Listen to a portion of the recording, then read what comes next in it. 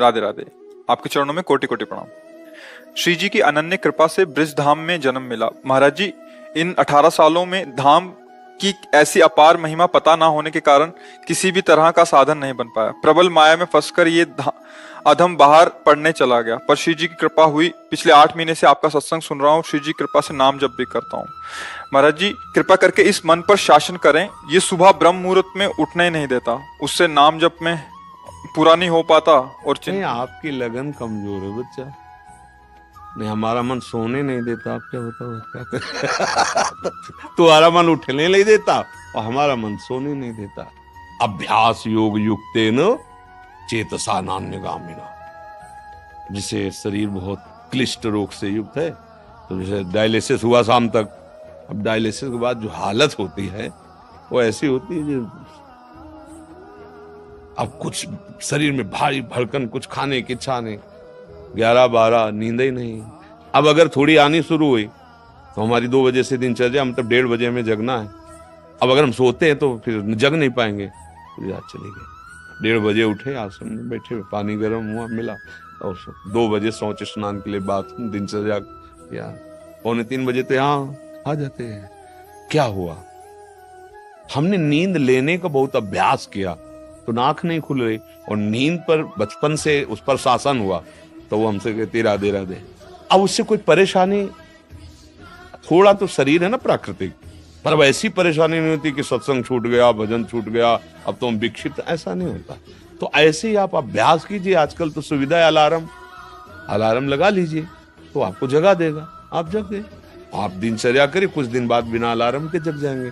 अपने लोगों की ऐसी दिनचर्या थी पूर्व में कि मतलब अगर आप घड़ी से देखो तो 5 मिनट का अंतर है, तो हम नहीं कह सकते कि ऊपर नीचे, ठीक राइट टाइम अपने आप आंख खुलेगी अपने आप। अब बचपन से अभ्यास रहा है ना, ठीक 2 बजे हमारी दिनचर्या, ये आज की नहीं है, ये 20 वर्ष की है। जब मान लो सत्संग ये सब नहीं चलता था तो सुबह स्नान करके 2 बजे वृंदावन की परिक्रमा, सूर्योदय होते होते मंगला होकर फिर गुरु जी की सेवा, ऐसा। तो हम अभ्यास कमजोर कर रहे हैं। अब किसी किसमें आशीर्वाद की जरूरत है, अभ्यास कीजिए।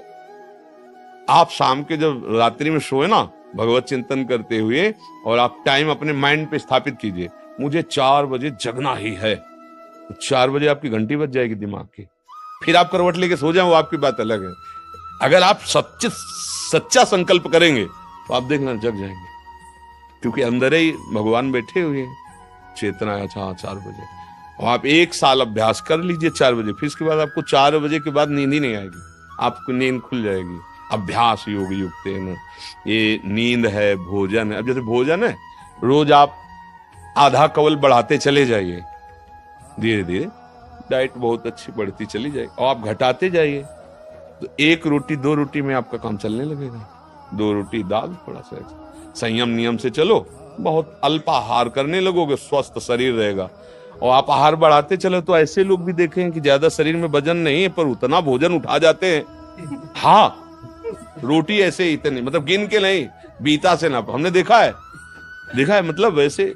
और कोई ऐसी खास शरीर में बल कि भाई बहुत कुंतलों उठा लेते हैं, ऐसा नहीं। अभ्यास तो भोजन का अभ्यास, भोग का अभ्यास, नींद का अभ्यास। गलत कर लिया तो गलत, अच्छा कर लिया तो अच्छा। अब जैसे संयम, ब्रह्मचर्य, वर्षों स्वप्न दोष भी नहीं होगा। आपने आदत बिगाड़ ली तो अब ना करो तो भी आपका ब्रह्मचर्य नहीं रहेगा। अभ्यास, हम गलत अभ्यास कर रहे हैं तो हम परिणाम में दुखी होंगे, परिणाम में हम नीचे गिरेंगे। अच्छी अभ्यास करें। उचित नींद, अब जैसे बालक को 6 घंटा आपको सोना ही है, 24 घंटे में 6 घंटे आपकी नींद के लिए पर्याप्त है। साधक के लिए 4 घंटे, बहुत शिथिल तो 5 घंटे, अच्छे साधक के लिए 3 घंटे। 3 घंटे में 24 घंटे की खुराक बिल्कुल फिट हो जाएगी इंद्रियों में। अब जो 12-12 घंटे सोते हैं उनको क्या बताएं। अब कुछ ऐसे कि खाए पिए सोए, अगर दिन भर न बोलो तो सोते ही रहे। अभ्यास है, आप सोने का अभ्यास कर लो तो उसका अभ्यास हो जाएगा। अभ्यास है बच्चा, अभ्यास ठीक कर लो तो आपकी दिनचर्या ठीक हो जाएगी। ऐसा महाराज जी, इसी विषय को और एक तो प्रश्न आते हैं कि जो रात को लेट नौकरी से आते हैं, फिर महाराज जी वो सुबह थोड़ा सा लेट उठ सकते हैं महाराज जी? कई बजे तक रात में? जैसे रात को 11-12 बज गए नौकरी से खाने पीने में, फिर सुबह 2 बजे तक ड्यूटी रहने के बाद अच्छा, और मैं 12 बजे से 2 रात को नाइट शिफ्ट हो गई तो महाराज जी इनके लिए तो अलग विधान हो गया महाराज जी। ये मतलब ब्रह्म मुहूर्त में उठे बच्चे। हाँ, अब जैसे रात्रि में ड्यूटी करते हो तो 6 घंटे तो सोना ही पड़ेगा, क्योंकि शरीर जो श्रम युक्त है, तो अब उसको फिर दिन में तो छुट्टी होती होगी, मतलब उसको समय तो ऐसा थोड़ी होता हो कि साधारण दिनचर्या वाली ड्यूटी में फिर जाना, ऐसा तो नहीं होता होगा। रात वाली ड्यूटी के लिए मतलब दिन वाला तो फुर्सत होगी, होता होगा ऐसा। अब हम तो कभी की नहीं तो हमें पता ना नाइट और ना दिन की, रात दिन की ड्यूटी एक ही रही है। राधा वल्लभ सिंह, हरिवंश सिंह, वृंदावन सिंह बंचल हमारी।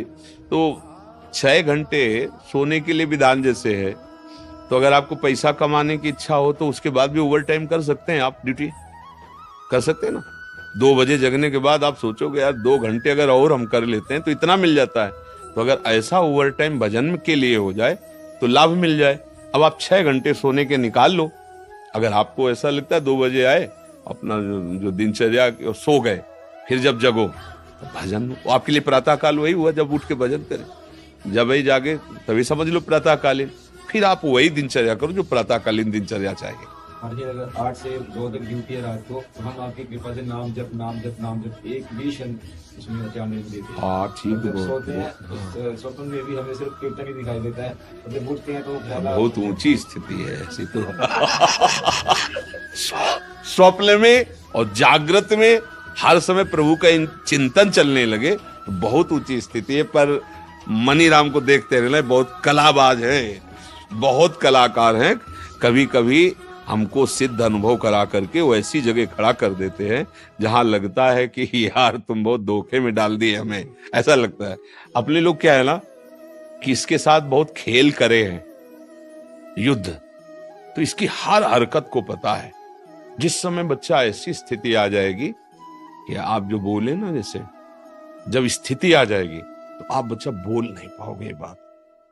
जैसे करोड़ रुपया तुम्हारी जेब में रखे हो, एक हाथ चुपचाप ऐसे रहेगा और कोई कहेगा क्या बात है, कुछ नहीं वो खुजला रहा था इसलिए ऐसे कर। आप ये नहीं बता सकते कि 1 करोड़ यहाँ है। अगर नाम जब चलने लगा, ऐसी स्थिति आने लगी, तो इतना आप भयभीत हो जाएंगे, बताने में आप कह नहीं पाएंगे। और आपको ये अनुभव होगा कि जैसे भजन होना चाहिए हो नहीं रहा। प्रभु मुझ नीच पर कब ऐसी कृपा होगी कि मेरा ऐसा भजन हो जाए। अभी क्या है, कृपा से हो रहा है और अहंकार में स्वीकृति हो रही, इसलिए टिकाऊ बात नहीं बच्चा। भजन करने वालों के हृदय में ऐसी भजन की भूख पैदा होती कि रात दिन करने पर भी उन्हें रोना आता है कि प्रभु कब मुझसे ऐसा भजन होगा जैसा संतों ने किया, और रात दिन भजन कर रहे हैं। समझ लो ना बच्चा, यहाँ आए हो ना, बहुत कृपा पात्र हो, तो अवास्तविक तुम्हारी स्थिति ऐसी हो जाए कि जागृत स्वप्न सुषुप्ति सूरत में राधा पदाब्ज छटा, चाहे जग रहे हो या सो रहे हो या स्वप्न में हो, लाडली लाल के साथ आपका मन सावई मना कृष्ण पदार। कभी अब कहना नहीं और अभ्यास बढ़ाते चले जाओ। जो हो रहा है नाम जप, वो श्री जी की कृपा से हो रहा है, गुरु जी की कृपा से हो रहा है। कहने से ये बात हट जाती है, अहम पुष्ट होता है, चुपचाप अंदर ही आता है। अब या तो आप जानते नहीं थे या आप करते नहीं तो डर लग जाएगा। अपनी कोई चेक किसी को दिखाएगा, को पैसा दिखाएगा, हीरा जवाहरात दिखाएगा क्या? तिजोरी में बंद किया जाता है लॉकर में, एक चाबी वहां और एक चाबी गुरुजी के पास, एक चाबी आपके पास।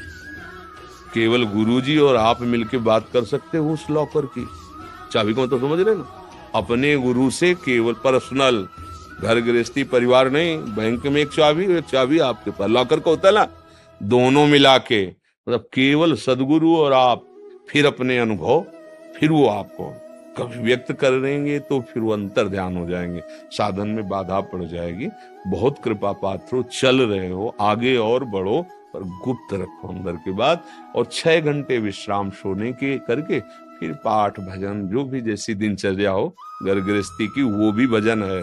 जैसे अपने लोग कभी कभी कड़वी बोल देते ना, खिलाफत की बात, ये थोड़ा एक आता है सुदर्शन चूर्ण है, बहुत कड़वा होता है पर वो बुखार को जड़ से नष्ट करता है। तो अब सचिव वैद गुरु 3 जो प्री बोले भयास, राज धर्म तन 3 कर होई बेगही नाश।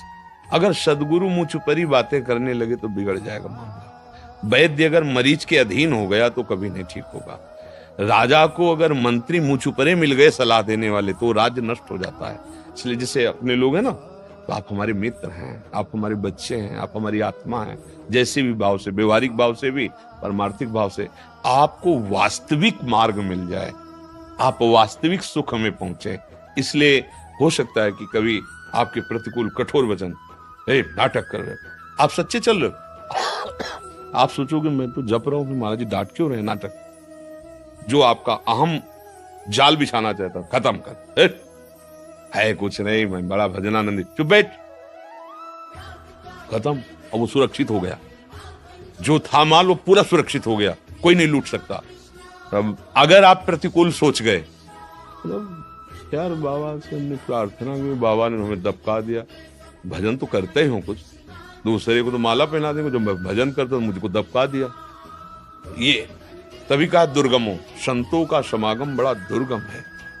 जब देखा जाता है ना, जैसे मान लो एक आदमी बिल्कुल गंदे आचरण करता है और उसने कहा कि आज से मैं गंदा आचरण छोड़ता हूं, बस ये है कि हम 10 मिनट नाम जपेंगे राधा राधा, शाबाश, बारे बहादुर, चिंता मत कर, हमारा साथ है, 10 मिनट जब।